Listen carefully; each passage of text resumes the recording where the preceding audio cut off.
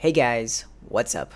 I am Ninji. Today I have another awesome Destiny video for you guys, and in today's video I'm going to be showing you guys how to open the 5th monitor so that you guys can get the exotic pulse rifle quest.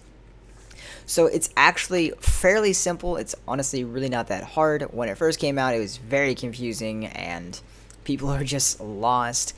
But I'm going to try to simplify exactly what you have to do. I'm also going to show you exactly step by step what you have to do. So anyways, first things first, I don't have any video footage of this, but first things first, to start this quest, you need to go into the raid and turn on all of the monitors. If you do not know where all the monitors are, just Google a video, go to Reddit, whatever. There's tons of images and videos and showing where they are.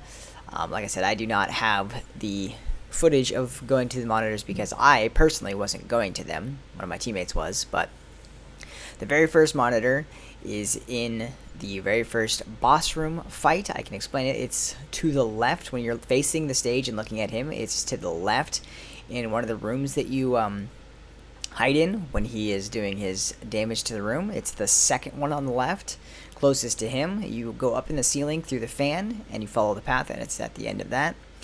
Then the second monitor is actually after you kill him, and you're in the jumping maze, jumping puzzle, whatever you want to call it, and you go get the first exotic chest. It's right in that same room. You actually jump up on top of the pipes, find a pathway, a doorway, whatever you want to call it, follow that pathway to the second monitor. So that's where the second monitor is. And then the third monitor is after the Death Zamboni boss fight. After the Death Zamboni jumps off and falls to the edge into the water, you stay up top. You jump on top of the right hand side railing, and you can see on the side of the wall, so part of the wall is damaged or whatever. You shoot that damaged part, jump into it, follow that pathway to the third monitor. Again, sorry I don't have footage of these monitors, but like I said, you can find them. It's fairly simple. Now after you do that, you're gonna go jump down, go to the server room. Now I am in the queue room right before the server room. Doesn't really matter. You're gonna have to separate. Basically, you're gonna have two people in the server room where the two monitors are. The two monitors are right across from each other, and then you're gonna have the other four come to this cube room. Now, first things first, to activate the two monitors, like I said, you're gonna have four people come to this cube room, and you're gonna stand on four specific canisters. Very, very simple, and I'm actually gonna show you right now. So here is an image. I did not make this image. I found this on Reddit. There's many images, so I'm not taking credit for this image, but this image best shows where exactly you want to stand. So again, four people stand on these four white circles in this image. Stand there for a few seconds and you'll hear a sound effect. That means you activated the two monitors. Now that you have your two monitors on, you can actually activate them. This is very, very easy, but it might sound confusing, so I'm going to try to simplify this as much as I can. But basically, when you first enter the room, you have one to your left, one to your right. Now, the one on your left is the column. The one on your right is your row. So again, you're going to have your two people standing on these. Your other four people are still in the room with the canisters. Now, here, I'm going to try to explain this as simply as I can without confusing you guys. So when you first enter the canister room, you'll notice you have four sections of this room. You have a 0, 0, 0, 1, 0, 2, 0, 3. Like you can actually see it's split into four different sections. You're going to put one person in each section. So that's the very first thing. Now, your two people on the monitors are going to be, sitting on the monitors. One on the left, one on the right. Now, you're going to have to convert binary to decimal. You can literally Google this. It's really simple. A calculator will literally give you exactly what you want. But for example, you're going to have a person on the left, one person on the right. The person on the left is going to they're going to hold X, and they're going to read their number and convert it to decimal. Now, I'm just going to throw out some random examples, but say the person on the left has 3 and the person on the right has 1. So now the person in the section 0, 0 is literally going to look at his section, look at his, his entire section. He's going to see at the canisters, that there's one that says 3. That's the column. So he's going to go to 3, and then he's going to go to 1.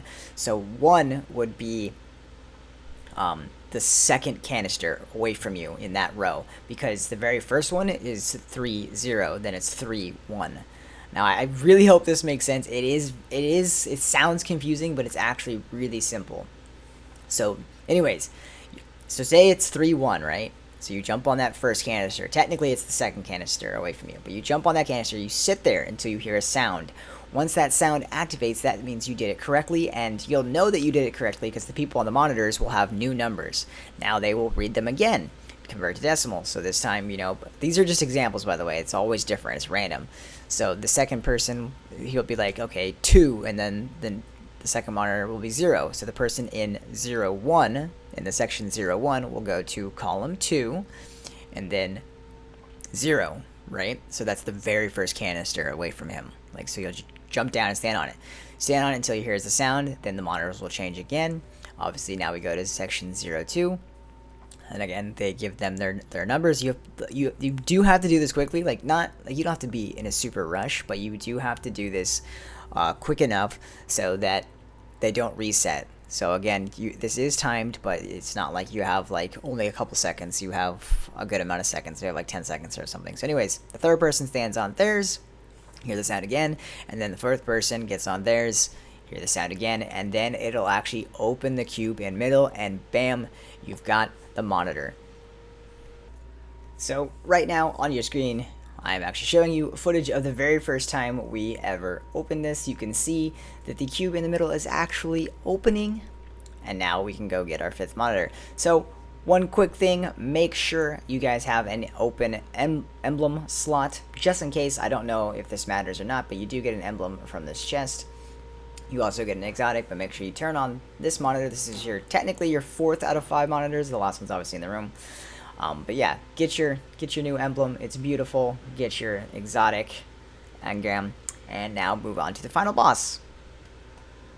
So after you kill the boss, obviously that secret room opens up on the backside. It's very easy to find, and you're gonna go to the chest. Open the chest, get your exotic quest for your pulse rifle, and that is it, guys. It is that simple. I really hope this video was easy and simple, and just you guys were able to understand every step. I feel like it's honestly not that hard of a step. The hardest part is converting the binary code to decimal, which is really not that hard, especially because you can literally just use Google. But if there is anything you guys confused about and did not understand, feel free to ask me in the comments, and I will do my very best to explain it. But yeah, that is it. Once you have that quest, go talk to Shiro, and start your quest.